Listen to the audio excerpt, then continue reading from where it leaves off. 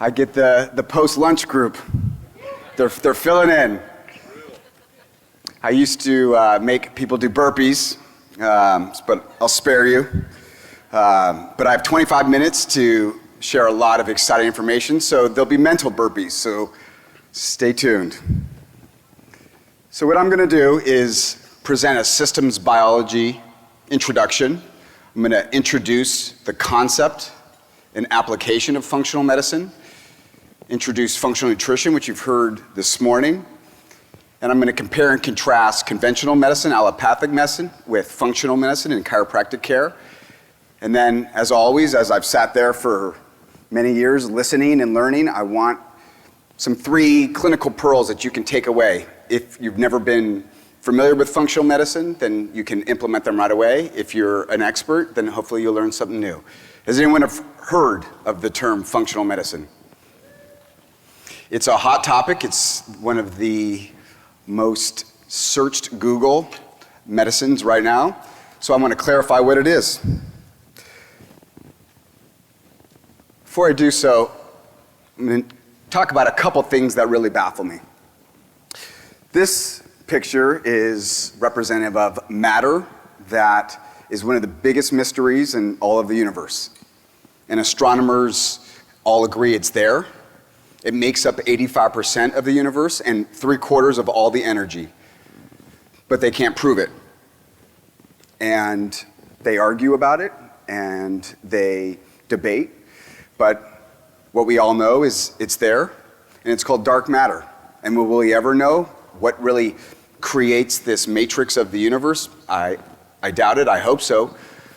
But this, I want to say, keeps me up at night, but I'm baffled by this concept.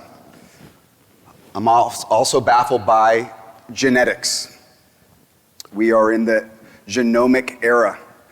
In 1990, they mapped the genome 30 years ago, and they found out it's a pretty interesting concept. The mechanisms are amazing. They were hoping that they could cure cancer and switch off genes.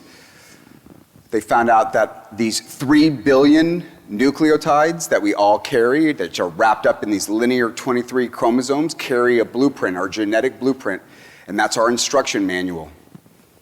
But what they found out was they didn't know as much as they thought, and that there was a large percentage of non-coding genetic material known as RNAs. So this baffled me that when they actually showed the percentage of all the genetic material that we all have, how much of it is protein coding, literally the hardware of our body. What percent of all of our genetic material is it? It's 2%. The rest is 98% of these non-coding RNAs. So what did genetic scientists say? They said, without a known reason or origin or explanation, it's junk DNA. It doesn't concern us right now. We're going to focus on the protein coding DNA so we can figure out how to fix diseases. And then they've also called it genetic dark matter.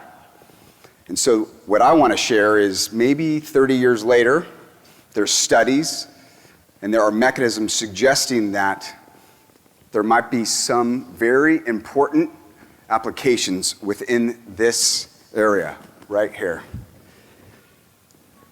Knowing the innate and the amazing wisdom of the body, do you think that we were created with this much junk and 2% coding? Let me try to explain. So I have the honor and opportunity to explain genomics in 15 seconds. Enjoy. Here's our genome, the transcriptome, the proteome, and the metabolome. The genome is the blueprint given to us, but what we know is that there is a lineage of many changes that occur that shows what's called our phenotype or genetic expression. Look at it this way. The genome is what can happen to your body. The transcriptome is what appears to be happening to your body right here. The proteome is what makes that happen. And the metabolome is what is actually happening. There is a lot of influence going right through here. Your genetic destiny is not the blueprint given to you by your mother and your father. And what is that term called? Epigenetics. Our body, our physiology is constantly receiving information from everything that we do, be it our spine, our lifestyle. I'll get into some examples. but we have the ability to hack, if you will, or change what's going on here. And then continuing this conversation about the human networks, you have cellular and molecular networks and organ networks, all these instructions that come up to individual cells and specific organs, and then social networks, our environment, who we're communicating with. These all are very important components about what makes us unique. We've seen this. Here we are, the biomechanical structural experts, and we have learned and realized and also philosophized that there are other fundamental changes that occur. In addition to the structural and mechanical changes, we realize that the spine and the central nervous system influences every single one of these clinical changes, as well as vice versa. So what is functional medicine? Functional medicine is looking at the totality, the sum of all these different parts and organs and networks, and trying to make sense of this matrix, if you will, and how we can intervene to personalize care. Has anyone gone through training at the Institute for Functional Medicine? Has anyone seen this before? Awesome. So this is the functional medicine matrix. This is what is hammered in our head after 2 years. It's the board certification through IFM and then a master's degree. This is our operating system. This is what, every time I have a conversation with someone, a patient, I'm gathering information, I'm thinking about what is going on. And I'll keep it very, very simple. You have your ATMs on the left-hand column, your antecedents, your genetic predispositions, coupled with triggering events. Triggering events is immune events, they're viruses, they are emotional events, trauma, injuries, and then the M's are mediators that perpetrate these triggers. And then what makes us unique is all of our fundamental lifestyle. So our sleep and relaxation. Sleep is probably one of the most undervalued, important mechanisms. It's now being discovered exactly what's happening in the brain. It's beyond the scope. A deep sleep is extremely important, where the lymphatic system, the glia, the microglia, the immune cells literally shrink when you're in deep sleep, and the CSF rushes through your head. And if you're not into deep sleep and you cannot create what's called synaptic pruning and enhance neuronal plasticity, you're at a mental disadvantage, as well as relaxation. I know you all know what that is. You do it every day, right? Exercise and movement, how we move, our nutrition, I'll talk about that in length, our stress and resilience. Do we have too much stress? Do we have enough stress? This is the basis of hormesis. Very important productive intermittent stressors that the human body was designed to have through food and temperature and lack of food and fasting. These are things that are epigenetic influences that change our genetic expression. And what we're seeing is a change in all of these positive hormetic stressors. And then our relationships and networks. And when there is imbalances here and here, we see the 7 clinical imbalances that almost every single symptom, condition, or disease is attributed to. And it's assimilation, breaking down food, digesting, absorbing it. This leads to all kinds of different issues. Dysbiosis, a imbalance in the microbiome or the diversity of bacteria in our gut, which can lead to candida and all kinds of SIBO, small intestinal bacterial growth. Defend and repair is explaining the immune system. The balance of Th1 and Th2, where if there's imbalances, whether it's autoimmune or hypersensitivity or allergies, gives rise to a lot of different issues and symptoms that present into your office. Energy. Another thing that baffles me is the mitochondria. Mitochondria is an amazing, amazing organelle, the powerhouse of the cell that produces ATP from our fuel. This is where autophagy occurs. This is biotransformation and elimination. A lot of big words, but our total toxic burden is higher than it's ever been. We are exposed to thousands, if not hundreds of thousands of chemicals every single day. And your patients and we are affected by them. And so your ability and your efficiency to detoxify, which is called biotransformation, conjugation, and elimination, is extremely important. If that isn't balanced, you will see imbalances in the body. Transport, literally the highway, the transport of our body. Communication, this is what's called the HPATG axis in functional medicine. Hypothalamus, pituitary, adrenal, thyroid, gonadal, or reproductive hormones. All these hormones and neurotransmitters, GABA, DOPA, serotonin, acetylcholine, they're all communicating. We're receiving tons of information. And what are we trying to do? Find homeostasis and balance. And here we are, the structural integrity, the spinal and the central nervous system experts. And all these arrows here are not here to make it look cool and symmetrical. They are all interrelated. So I'm a chiropractor. I've been doing it for 15 years. I've adjusted many different spines. I've seen amazing, amazing results. And I've started adopting this operating system to help more people. And I want to introduce what it is and what it isn't. So here's what it isn't. We all know conventional medicine. I don't have to explain this slide, but here is functional medicine. It's health-oriented, patient-centered, holistic, looks at the underlying cause, biochemically individual, and preventative. Does that sound familiar? Sounds really familiar to this. And as I was going through this, the philosophy of functional medicine, which was coined in 1991 by Jeffrey Bland, an amazing, very, very intelligent, humble biochemist that explains this and kind of coined the term, says we are very, very similar in our philosophies, chiropractic and functional medicine. So let's look at the similarities. There are a lot. We are essentially the structural or the biomechanical or the central nervous functional medicine experts. The only really difference is if we're spending a lot of time doing a comprehensive intake and looking at the other issues or prioritizing the other issues. Very important part of functional medicine is functional nutrition. You had a great talk this morning about it, and I'll tell you kind of my definition very, very quickly. Food is 4 components. Functional nutrition, first of all, it's connection. It's very important that we meet and bond and talk. Food is a celebration. No matter what era, no matter what culture, we all join and we all sit down with this. And there's a lot of issues with that. That's beyond the scope of this. It's energy. I'm a clinical nutritionist. I can tell you all about this. I love it. It's macronutrients. It's your fats, carbohydrates, your proteins, turning into free fatty acids and pyruvate, broken down into acetyl-CoA, spins in the Krebs cycle with oxygen, you get ATP. That's macronutrients. But that's 50 years ago nutrition. What we now know are there are phytonutrients. Phytonutrients, has anyone heard of those? Yes. There's over 400,000 phytonutrients found, and these are found in the beautiful, complex matrices of food. These are organic sulfur compounds like alicillin and flavonoids and polyphenols and glucosinolates and catechins and carotenoids. These are very, very important parts of food that are found in the colorful vegetables that confer protective activity on our DNA. And then we have our micronutrients, our fat-soluble A, D, E, and K, and our B vitamins, the water-solubles, and then the major minerals and the trace minerals, all very, very important. And it's medicine. Food is the most powerful form of medicine or the slowest form of poison. It's very, very important. Does anyone emphasize food or nutrition in your practice?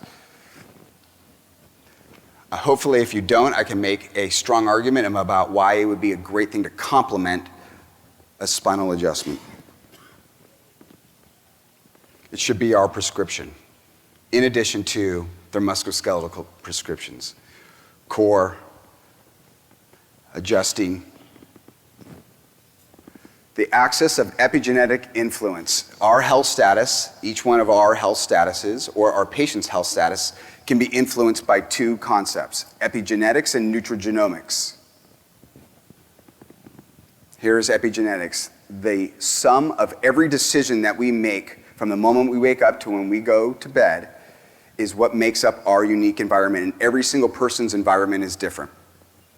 And that is information that is perceived by the genome that changes the transcriptome, which changes genetic expression.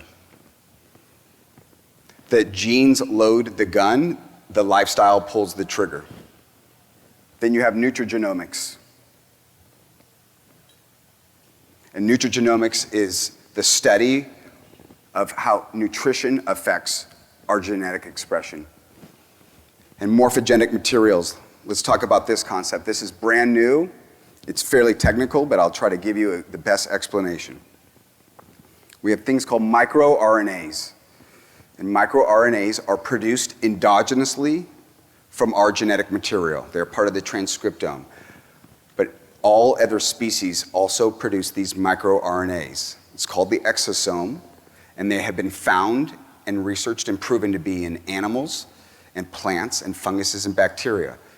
And what they currently believe is that there is an interspecies communication because we can consume the microRNA of these other species, which changes our genetic expression. And it happens like this. MicroRNAs are single-stranded small nucleotides. They're about 22 in length. And as we have our code, our genetic code, and our genome is being transcribed, which is taking the copy from the messenger RNA to carry out our instructions, these microRNAs find the exact same 22 base pair on this messenger RNA. It will lock up and it will silence that gene. It's microRNAs silence genes. And what can happen is if our endogenous microRNAs are not working right, we will mistakenly let a rogue gene, the wrong information, be transcribed and carry out the wrong information. But we produce this endogenously and we can consume it through foods. This, coupled with DNA methylation and histomodification, big genetic words, it's basically the sum of all what we're doing, every decision of our lifestyle changes this expression, and it happens in utero and as an infant and as a young adult and as an adult. And it can flip the light switch on genetic predispositions. So this genetic dark matter actually might be very important. And it's been, I guess, theorized and philosophized that maybe all this 98% of genetic material or non-coding RNA is actually interpreting our environment and sending those signals to our genetic blueprint for the proper expression. It's pretty profound. It's very different than what they have been teaching.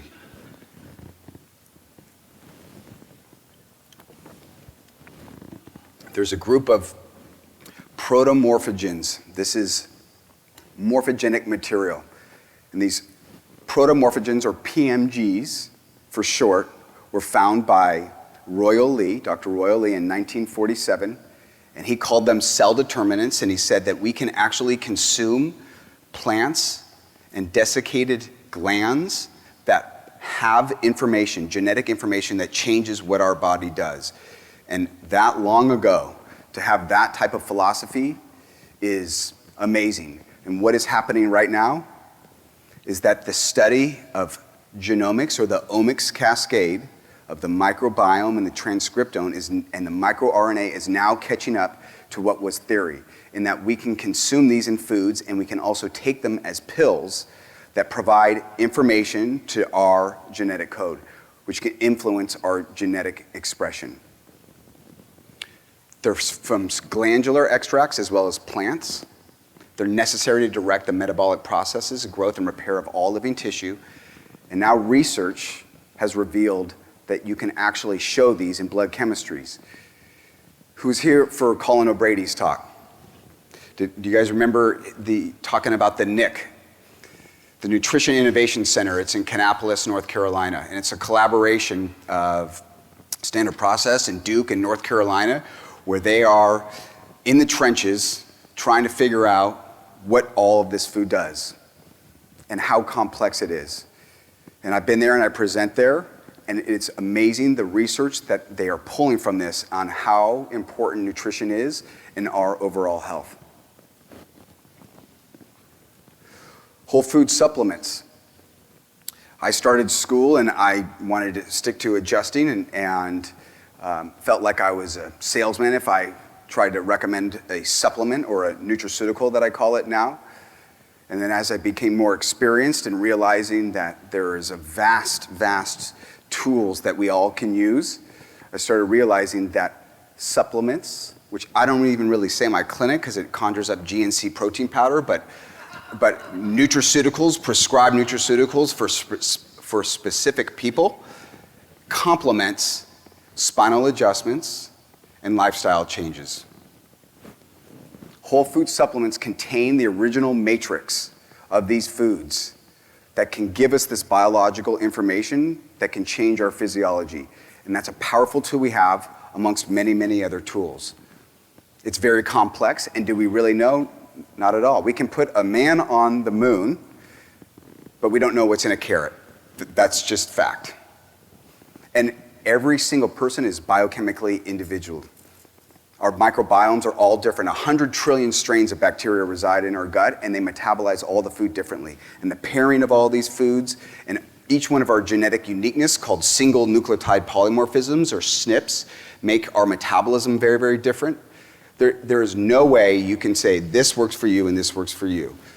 We all know that. It has to be personalized. Do we have the information now to be able to personalize nutrition? No, but it's growing, and it's exciting research.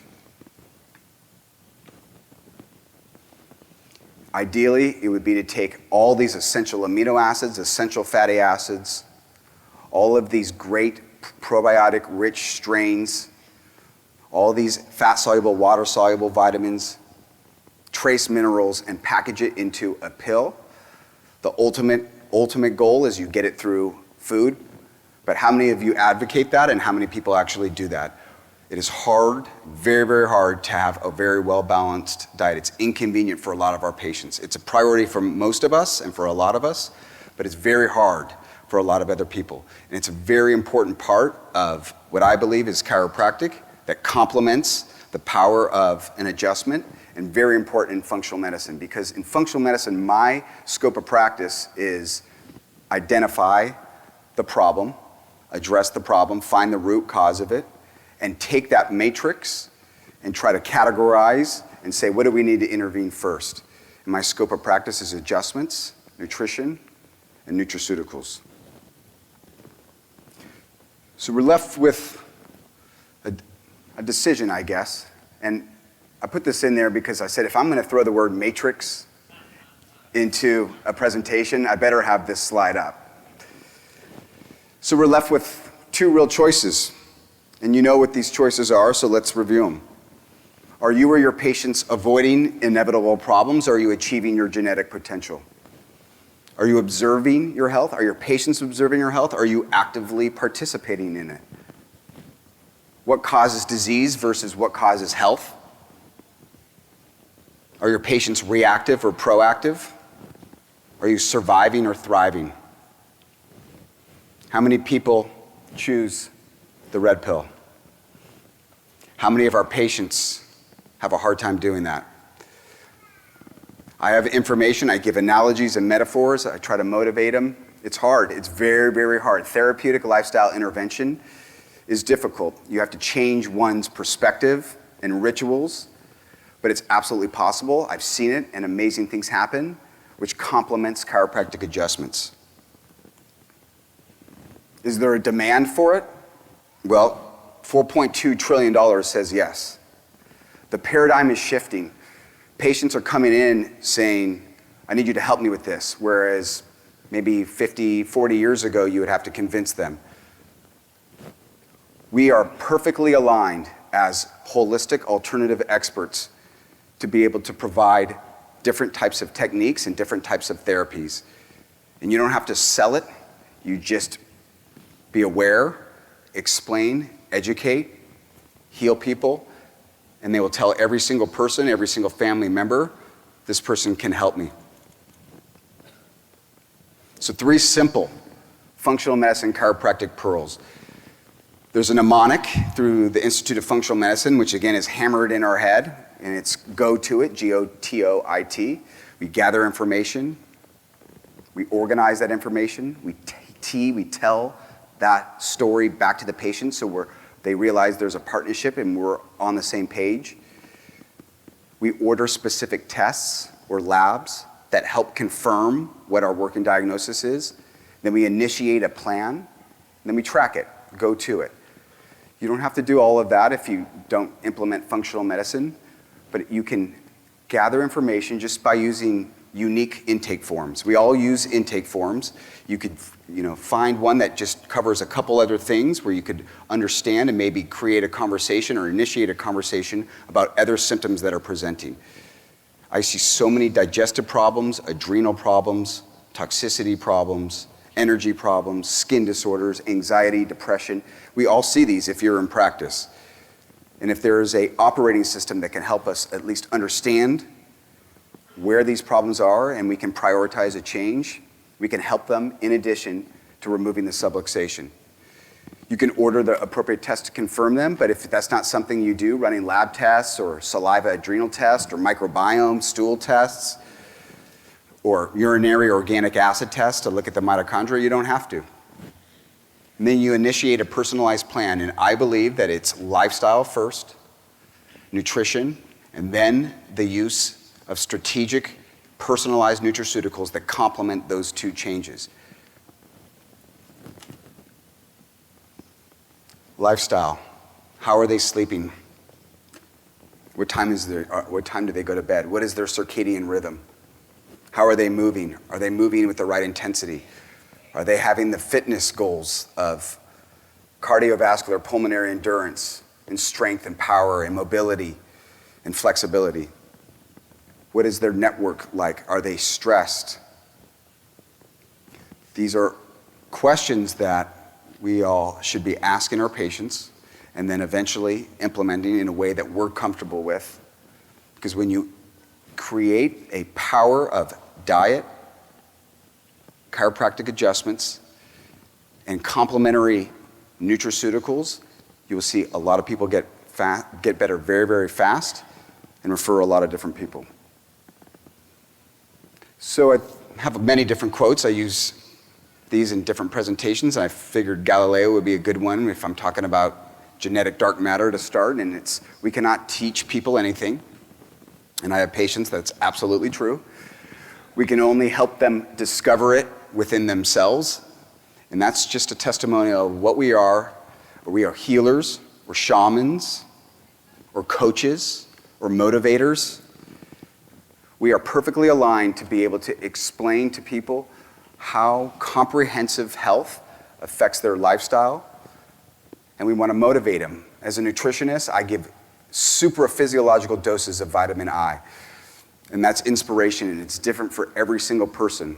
And people look for us to understand where their imbalances are and how we can help them. We're great coaches. We have a great philosophy. We heal people, and people will continue to come to us for that. So I hope there's a lot of questions. I always am sitting in the audience trying to understand, what does this do? What does that do? There's a lot of information shoved into 25 minutes. It was quite a challenge, but I hope there are questions. And so as a result, I'm going to be available at the standard process booth to help answer any questions you have about functional medicine or PMGs or supplements or genetic dark matter or whatever you would like. And also, we have a hard time right now in our culture finding objective, non-biased health information, and it's happening right now, even with these Google algorithms that are suppressing information. There is a great website, Holistic Matters. It's objective. It reviews the science of everything that I just told about in detail. I highly recommend going on there. You can get credits for it. It's a great, great website. So I'll leave you with this because my time is off, which is when it comes to your health and your patient's health, you basically have two choices, a red or a blue pill, right? You can go the conventional route, which is pathogenic, which is reactive, and it's a pill for every ill. Or you can go the salutogenic model, the chiropractic way, which is proactive and strive to thrive. And I think we all know the right answer, so it's time to share that approach with all of our patients. Thank you. Awesome. Thanks, Dr. Lazarus.